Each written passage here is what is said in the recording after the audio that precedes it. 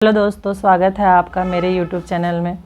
आज हम लोग पढ़ेंगे खोरठा और खोरठा में कुछ शब्दों को देखेंगे।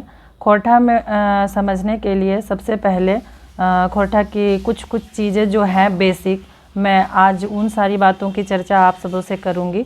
और ऐसा कुछ हम लोग शब्द देखेंगे और या कुछ ऐसा विशेषता देखेंगे जिससे आपको खोरठा जानने में समझने में आसानी हो। तो सबसे पहले तो हम सब जितने भी यहाँ पर झारखंड क्षेत्र में रहने वाले लोग हैं वो खोरठा भाषा से परिचित हैं। हर किसी के घर के आसपास या घर में ही खोरठा भाषा को बोला जाता है, सुना जाता है, समझा जाता है। तो मैं उम्मीद करती हूँ कि यहाँ आप सब जितने भी लोग हैं सब खोरठा भाषा से परिचित हैं और खोरठा भाषा के शब्दों को जानते हैं और खोरठा भाषा समझने में आप सबों को कोई कठिनाई नहीं होती होगी। लेकिन फिर भी जो भाषा हम लोग बोलते हैं वो भाषा को समझना और लिखना और पढ़ना थोड़ा मुश्किल होता है, लेकिन बहुत मुश्किल नहीं है। और हम यहाँ ये वीडियो के माध्यम से समझेंगे कि किस तरह के भाषा और शब्द का प्रयोग किया जाता है खोरठा में।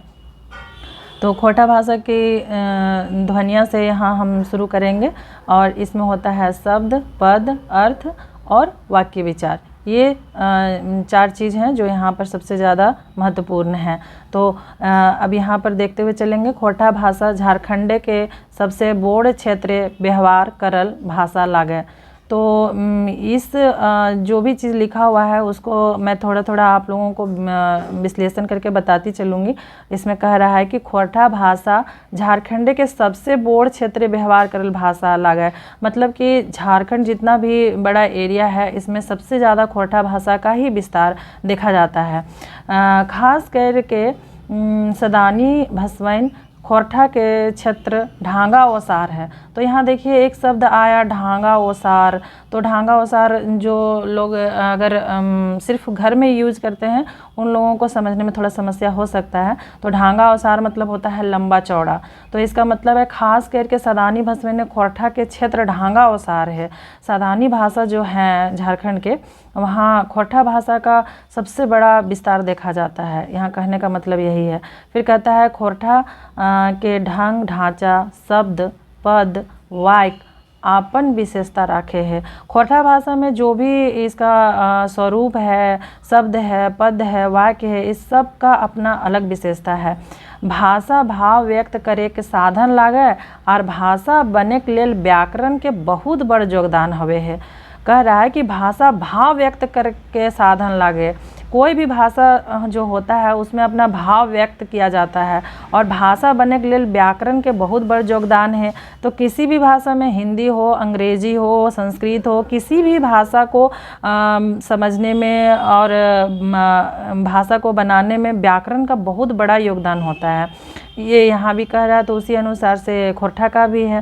पैत भाषा के आपन व्याकरण है और ओकरे लस्तंगे खोरठा के ध्वनि, शब्द, पद, अर्थ और वाक्य बनवे के देखवे के दरकार है।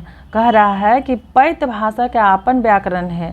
अभी बताएं कि अंग्रेजी का अपना व्याकरण है, हिंदी का अपना व्याकरण है, संस्कृत का अपना व्याकरण है, उसी प्रकार खोरठा का भी अपना व्याकरण है और ओकरे लस्तंगे खोरठा के ध्वनि, शब्द, अर्थ और वाक्य बनवे के देखवे के दरकार है ना। सबले पहिल खोरठा भाषा के छोट रूप आखर पर विचार करल जा रहल है। हम ये कह रहे हैं कि सबसे पहले जो होता है खोरठा का सबसे जो छोटा रूप होता है वो अक्षर होता है, जेकरा अंग्रेजी में ऑर्थोग्राफी कहल जा है। सबसे छोटा रूप जो होता है अक्षर, उसको अंग्रेजी में ऑर्थोग्राफी कहा जाता है। सदानी भसवैन खोरठा, कुरमाली, नागपुरी, पंचपरगनिया इस सभे के उसरावे के एके जैसा नियम चले हैं। अब यहाँ कह रहा है कि जितने भी झारखंड के सदानी भाषा है जिसमें खोरठा हो गया, कुरमाली हो गया, नागपुरी हो गया, पंचपरगनिया हो गया, इन सब के बोलने में, व्यवहार करने में सब एक जैसा ही नियम चलता है। तनी मनी कोनो दोसर भाषा के धारे दूसरे कोई भाषा भिन्न भिन्न अर्थ हो जा है। कह रहा है कि ऐसा होता है कि कोई शब्द का जो खोरठा में मीनिंग है उसका कुरमाली में दूसरा अर्थ हो जाएगा, और जो कुरमाली में या नागपुरी में जो बोला जाता है उसका खोरठा में दूसरा अर्थ हो जाएगा। कोई भाषा का सब नहीं। अब भाषा के सब ले छोट रूप आखर पर विचार करल जा रहा है। जैसे तो जो भाषा का सबसे छोटा रूप होता है अक्षर, उस पर विचार किया जा रहा है, जो इस प्रकार है। तो देखिए खोरठा भाषा जो है उसमें सबसे ध्यान देने वाली बात यह है कि कुछ भाषा जो कुछ अक्षर जो है जो हिंदी में हम लोग लिखने पढ़ने में यूज करते हैं वो चीज़ खोरठा में नहीं किया जाता है। तो जैसे कि हम सबसे पहले क में आएंगे तो क में देखेंगे कि री, लिरी, ए, ऐ, औ, अंग, मूर्धन्य, अंतस्य, व, तालव्य स, मूर्धन्य स, ज्ञा, अंगा के प्रयोग नाय के जुकुर होवे है। मतलब ये जितना भी अक्षर यहाँ लिखा हुआ है इस सब का प्रयोग बिल्कुल नहीं के बराबर देखा जाता है।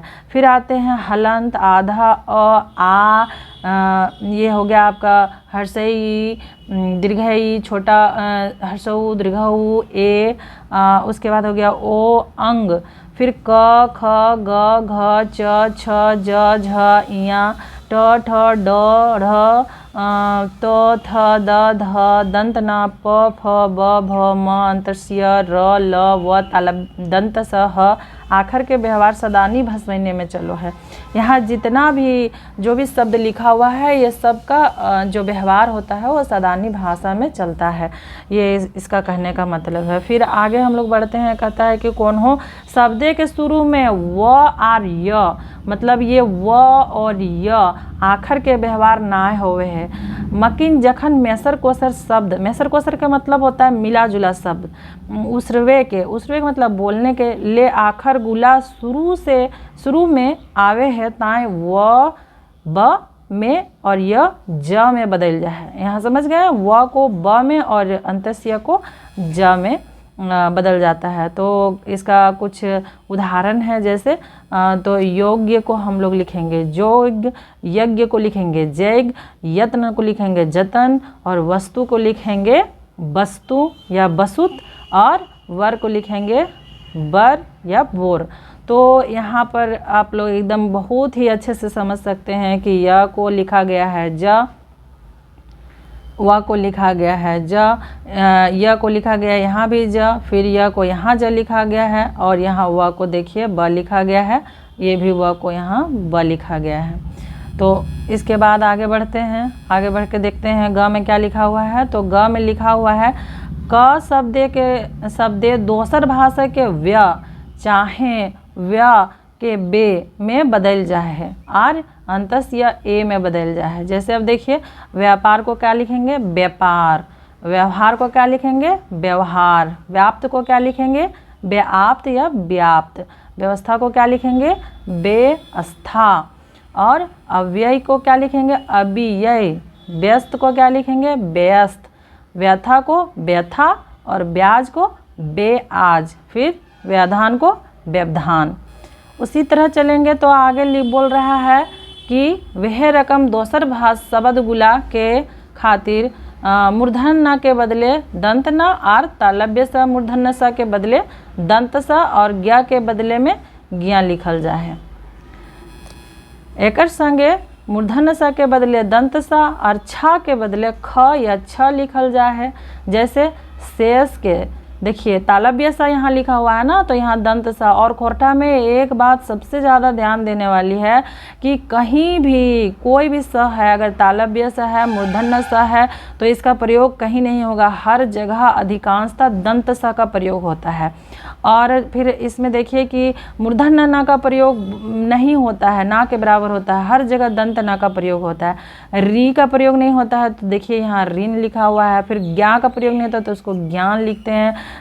संजोगी छ नहीं होता है तो ये छ है या ख लिख सकते हैं उसको।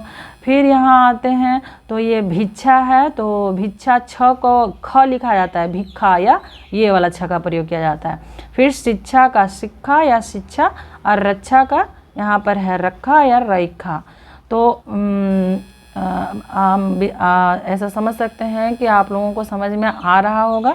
फिर है आगे अकचकाय के भाव देखवे ले एके रकम शब्द दूसरे है। अब यहाँ एक शब्द आ गया अकचकाय के, तो अकचकाय के मतलब कि हम लोग हिंदी में इसको बोल सकते हैं कि आश्चर्य हो जाना या अचानक से किसी भी चीज़ से अवाक हो करके कुछ बोल देना। तो यहाँ पर ये अकचकाय का मतलब वही हुआ। और खोरठा भाषा में हमको ऐसा लगता है कि जितना भी ज़्यादातर स्टूडेंट का जो मेन समस्या ये होता है कि शब्दों को सुन लेते हैं, लेकिन उस शब्द का सही अर्थ समझ पाना थोड़ा मुश्किल होता है, जिसके कारण है ना वो ऑब्जेक्टिव वाला क्वेश्चन गलत हो जाता है। तो इसमें खोरठा भाषा में सबसे ज़्यादा जो होता है शब्द का ही खेल होता है, एक तरह से कह सकते हैं। तो शब्दों का जो अर्थ है वो सही रूप में समझना बहुत ज़रूरी है।